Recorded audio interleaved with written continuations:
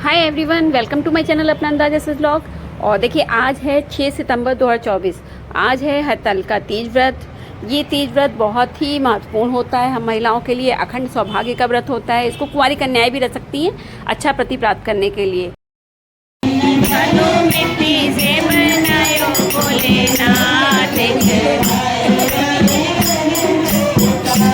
देखिए पूजा जो है ना वो सूरज डूबने के साथ ही होती है और बहुत लेट नाइट ही पूजा नहीं होती है। तो हमने घर पे अपनी पूजा कर ली है और अभी हम मंदिर जा रहे हैं क्योंकि वहाँ पे पंडित जी आएंगे जो कि कथा सुनाएंगे। इसमें कथा जो है वो शंकर पार्वती की कथा है, किस तरह से पार्वती जी ने तपस्या करके शंकर जी को पाया था। देखिए इस व्रत को कुंवारी कन्याएं भी अच्छा पति प्राप्त करने के लिए रहती हैं। ये व्रत होता बहुत कठिन है लेकिन करती हैं क्योंकि वो अच्छे वर के लिए करती हैं। पार्वती जी ने भी शंकर भगवान को पूजा करके ही प्राप्त किया था। और जो सुहागिन महिलाएं हैं वो अखंड सौभाग्य के लिए इस व्रत को करती हैं। और ये व्रत जो है वैसे तो निर्जला रहा जाता है लेकिन सबके यहाँ अपनी अपनी अलग अलग तरीके से परंपरा है। तो कुछ लोग शाम के समय पानी पी लेते हैं और अगर यदि कोई प्रेग्नेंट है तो वो फल खाकर भी इस व्रत को रह सकती है। तो ऐसा कुछ नहीं है कि सभी के लिए कंपल्सरी है कि वो निर्जला व्रत ही करें। जिसके यहाँ जैसी परंपरा वो उस हिसाब से करता है।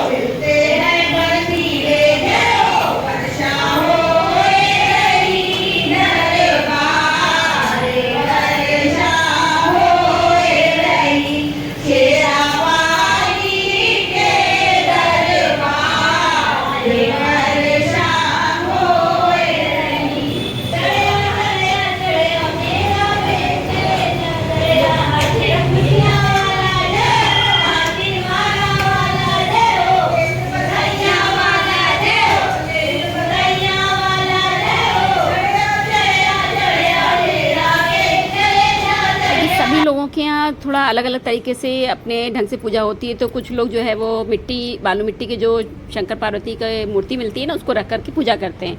हमारे यहाँ चूँकि ये होता नहीं है और हम लोग के यहाँ गौर बना के हमने शादी के बाद से ही रखा है, उसी को हम सिंदूर चढ़ाते हैं और उसी की पूजा करते हैं। देखिए आप लोगों ने अपनी पूजा किस तरह से की है मुझे कमेंट करके ज़रूर बताइएगा कि आपके यहाँ किस तरह से पूजा होती है और किस चीज़ से पारण आप लोग करते हैं। देखिए इस तीज व्रत को हरतालिका क्यों कहते हैं? हरतालिका तीज के पीछे भी एक कथा है बहुत लंबी। कहा जाता है कि पार्वती जी को उनकी सखी जो थी वो हर करके ले गई थी घनघोर जंगलों में, जहाँ पे उन्होंने शिव जी की आराधना की थी और घोर तपस्या की थी। तब उन्हें भोलेनाथ पति स्वरूप प्राप्त हुए थे। तो चूँकि हर की ले गई थी उनकी जो सखी थी, इस वजह से जो व्रत है ना इसका नाम हरतालिका तीज पड़ा।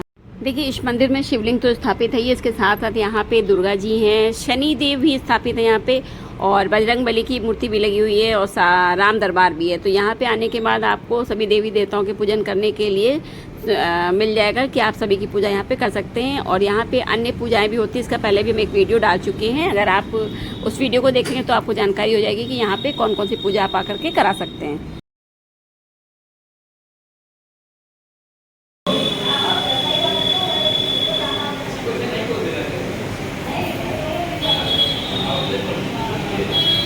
सुनो मैं तुमको एक व्रत जो मेरा सर्वस्व और छिपाने योग्य है लेकिन तुम्हारे प्रेम के वशीभूत होकर मैं तुम्हें बतलाता हूँ। जैसे नक्षत्रों से चंद्रमा, ग्रहों में सूर्य, वर्णों में ब्राह्मण और देवताओं में विष्णु भगवान, नदियों में गंगा और पुराणों में महाभारत, वेदों में सामवेद और इंद्रियों में मन श्रेष्ठ है।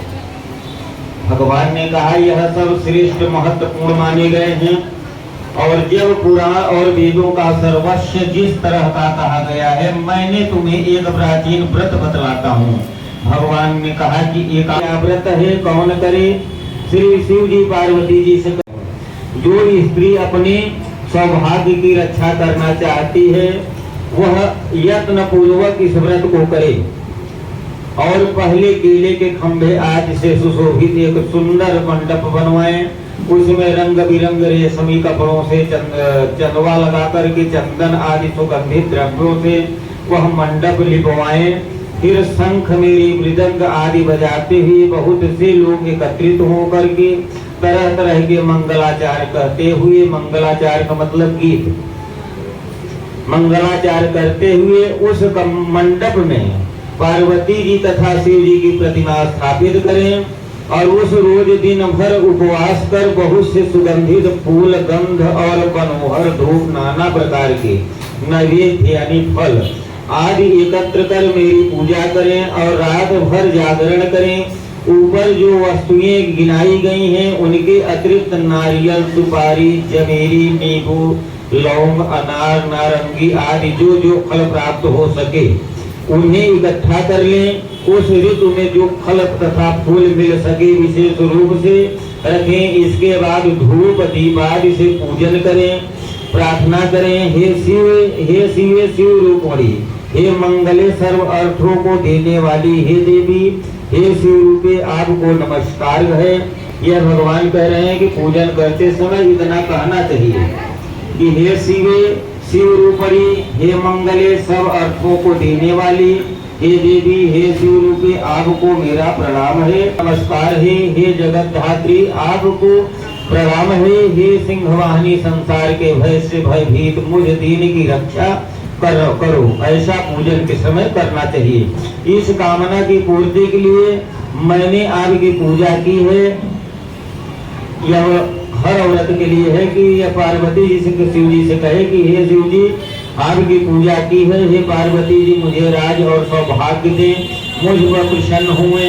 इन्हीं मंत्रों से पार्वती जी तथा शिव जी की पूजा करें। तीज का व्रत नहीं करती है और उपवास न करने वाली स्त्री अंत में घोर नरक में जाती है।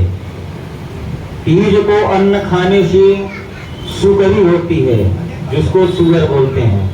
फल खाने से बंदरिया होती है, पानी पीने से जोंक होती है, दूध पीने से सांपिन होती है, मांसाहार करने से बाघिन होती है, दही खाने से बिल्ली होती है, मिठाई खाने से चींटी होती है और सब खाने से मक्खी होती है। उस रोज सोने से अजगरी और पति को धोखा देने से मुर्गी होती है।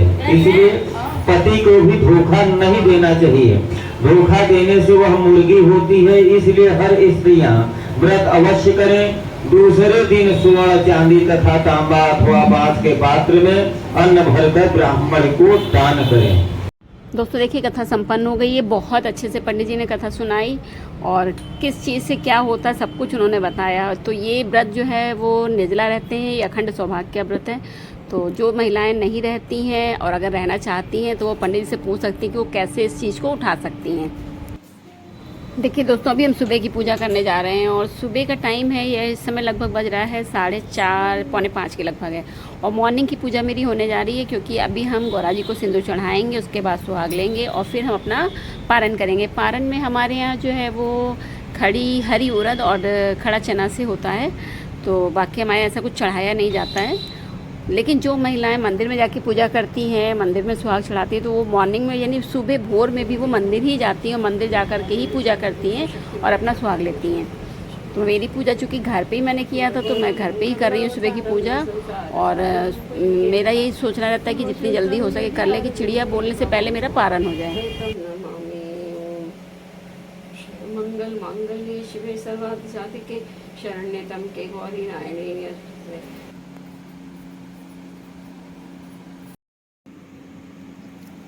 गाइस आप लोगों को लग रहा होगा कि पूजा करने के बाद हम आप लोगों को ये चना और उड़द क्यों दिखा रहे हैं। तो पता है हमारे यहाँ खड़ा चना और खड़ी हरी उड़द से ही पारण होता है, यानी कि व्रत तभी टूटता है। तो बस हम ये 5 खड़ा चना और 5 हरी उड़द जो कि बिल्कुल भी कहीं से चिटका फूटा फटा कुछ भी ना, बिल्कुल साबुत हो, बिल्कुल सही हो, उसको ही घोटा जाता है। तो बस हम एक साथ इसको घोटने का प्रयास करेंगे और मेरा व्रत तभी टूटेगा जब हम इसको पारण करेंगे।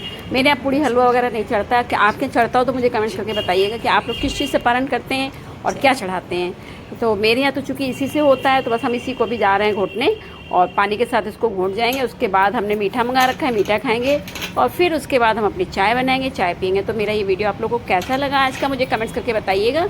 अभी भगवान जी से हम आशीर्वाद ले रहे हैं, हमेशा मुझको मेरे ऊपर माँ का, गौरा माँ का आशीर्वाद बना रहे, अखंड सौभाग्यवती होने का आशीर्वाद माँ से मांगा है मैंने। मेरे परिवार पर सुख समृद्धि शांति खुशहाली बनी रहे। और जय गौरा मैया, जय भोलेनाथ। तो आप लोगों को मेरा वीडियो अगर पसंद आया तो कमेंट्स करिएगा। मैंने पूजा कैसे की, कैसे होती है, सब कुछ दिखाया, मंदिर में भी कथा सुनवाई। तो प्लीज़ आप लोग कमेंट्स करके मुझे ज़रूर बताइएगा। और नए वीडियो में फिर आप लोगों से मुलाकात होगी। तब तक के लिए जय भोलेनाथ।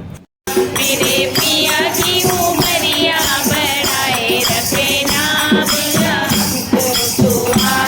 बनाए रखे नाम, मेरी लाली चुनरिया ओढ़ाए रखे नाम मैया।